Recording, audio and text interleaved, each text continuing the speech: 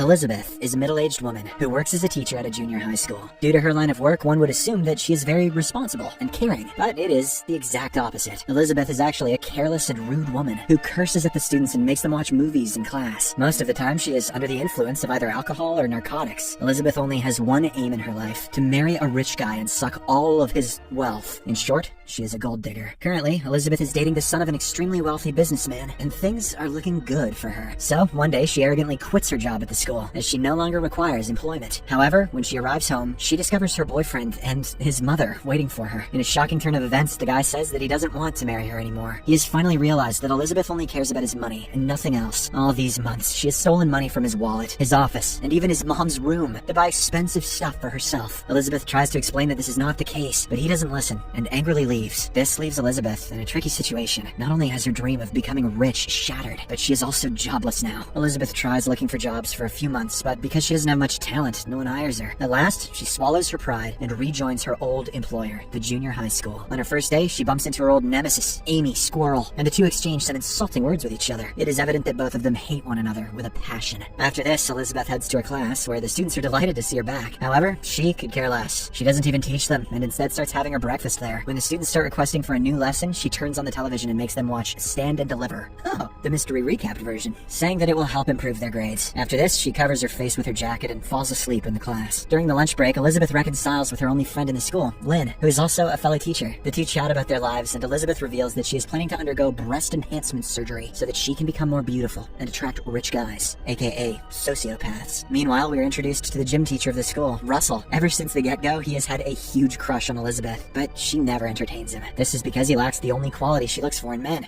being rich. One day, a handsome guy named Scott joins the school as a substitute teacher, and when Elizabeth learns that he is wealthy, she immediately starts circling him. At an opportune moment, she bumps into him and introduces herself. She then cleverly makes him reveal his relationship status, which turns out to be single. Scott opens up that he recently broke up with his girlfriend and even goes on to show a picture of her. When Elizabeth sees it, she becomes jealous, as the girl has a large chest. She also assumes that Scott only prefers those kinds of women, so she makes it her aim to undergo breast enhancement surgery. In the next scene, Elizabeth heads to a clinic and prepares to fill out the form for the surgery, but when she learns that the procedure will cost her a whopping $9,000, she immediately stops. Elizabeth doesn't even have $50 in her account, so she will have to wait for the time being. That night, she calls all her friends and acquaintances, hoping that she can get some donation for the surgery. However, since all of them know her true nature, they simply hang up on her. Elizabeth then reverts to her ex-boyfriend and demands that he pay her $9,000 as compensation for breaking off their marriage. But even he refuses and disconnects the call, much to her frustration. The next morning in class, as Elizabeth is passing the time as usual, one of the students approaches her and inquires if she would like to have her car washed. She further explains that the entire class will be participating in the annual car wash event, which will be a lot of fun. Elizabeth doesn't even listen to her words, but when the student reveals that they earned $6,000 last year, she becomes startled. "Okay, wash my car, children. Buy me some tits." Elizabeth then inquires which teacher is leading them to the event, and to her dismay, she learns that it is none other than her nemesis, Amy. Despite the setback, Elizabeth is unwilling to pass up on such a golden opportunity, so she heads to the principal's office and starts seducing him with her looks. Once he becomes aroused, she requests that he make her in charge of the car wash event instead of Amy. To her delight, he agrees without even thinking twice. The following morning, Elizabeth heads to the event in the most revealing dress that she can find. She then begins washing the cars while also splashing a lot of water on her body. This shocks all the women around, but the men are happy at what they see. Even a policeman gets captivated by her beauty, so much that he crashes his car into another. Elizabeth then demands extra money from the men, claiming that her school is in dire need of extra funds for the students. Surprisingly, the plan works, as by the end of the day, she is able to make around $10,000. Elizabeth gives half of it to the school and secretly keeps the other half for herself. Meanwhile, Amy catches wind of this and angrily goes to the principal. The latter is relieving himself in the toilet, so he is expectedly enraged at the sudden intrusion into his privacy. Amy claims that Elizabeth is stealing from the school funds and demands that she be punished. However, the principal says that he can do nothing until solid evidence is found against her. The next day at school is the annual parent-teacher meeting. As expected, many parents have lined up in Elizabeth's class, as all of them are angry with how their children are being taught. They confront Elizabeth and demand an explanation as to why she never teaches lessons and always plays movies in the class. Also, what gives? Why are you so damn sexy?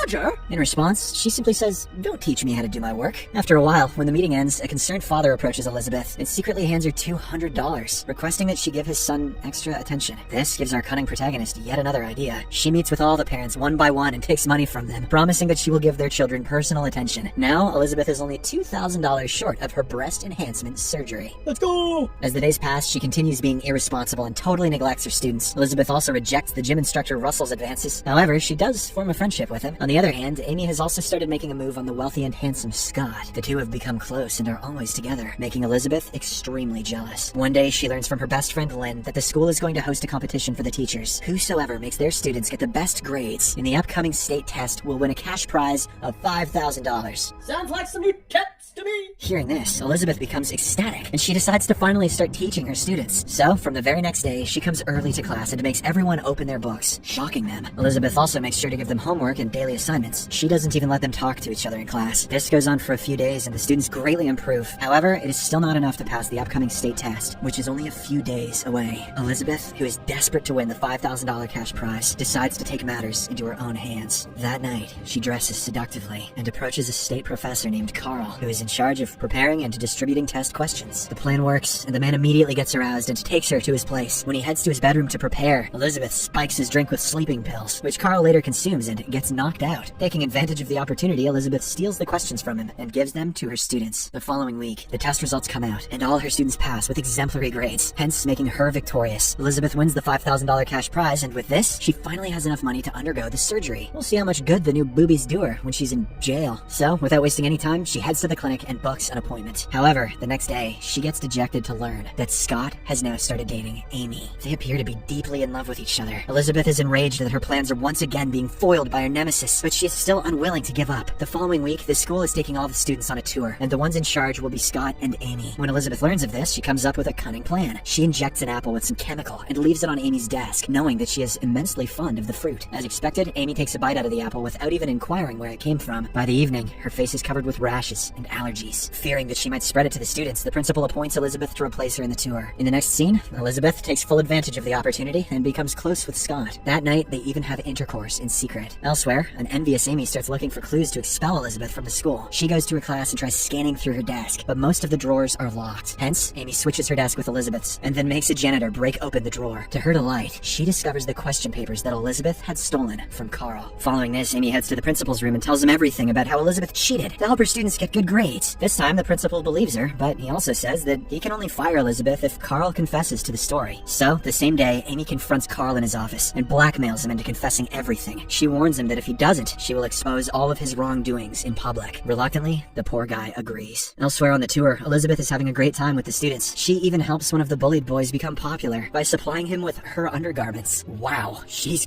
going to jail. When Russell sees this, he becomes greatly impressed. He commends Elizabeth on her generosity, and in response, she compliments his honesty and good looks. Their romantic conversation is rudely interrupted, though, when Amy arrives at the scene and taunts Elizabeth that she is going to be arrested soon. Hearing this, our protagonist realizes that the stolen test papers have been found, so she comes up with a plan of her own. As soon as she heads home, she pays her roommate and orders him to deliver a package to Earl. When the latter receives the package and opens it, he finds several nude pictures of him, which Elizabeth had apparently taken when he was knocked out. Dude, she's going to jail. Now she asks him to make a false confession, and in return, she will keep his photos a secret. This puts Carl in a very tough situation, as both the ladies are blackmailing him with their demands. But after a lot of consideration, he sides with Elizabeth and lies that he has never even met her. Then, Elizabeth herself steps forward and claims that someone in the school had been using narcotics in class. Here, it is revealed that she has already discovered that Amy had switched desks in her absence. While the lowermost drawer contains the test papers, the uppermost one contains narcotics. This drawer is still closed, and Amy has no idea what's inside of it. Because of Elizabeth's claims, several cops storm the school and start searching through all the desks. When it's Amy's turn, the narcotics are found, and she is immediately taken into custody. This finally brings an end to the war between the two ladies. In the final scene, Scott approaches Elizabeth and asks her out on a date, expressing that he likes her. But surprisingly, she turns him down. Elizabeth says that she already has someone in her life who is smart, caring, and handsome. She then turns to Russell and kisses him passionately, hence starting their relationship. Elizabeth also cancels her breast enlargement surgery, as she is no longer interested in attracting rich guys. The movie ends as Elizabeth promises to be a serious teacher and help all her students achieve excellent academic grades from now on. But she's still a bad person, and I still think she should go to jail. Subscribe for more videos like this, turn on notifications, and leave a like to help the channel out. Thank you for watching.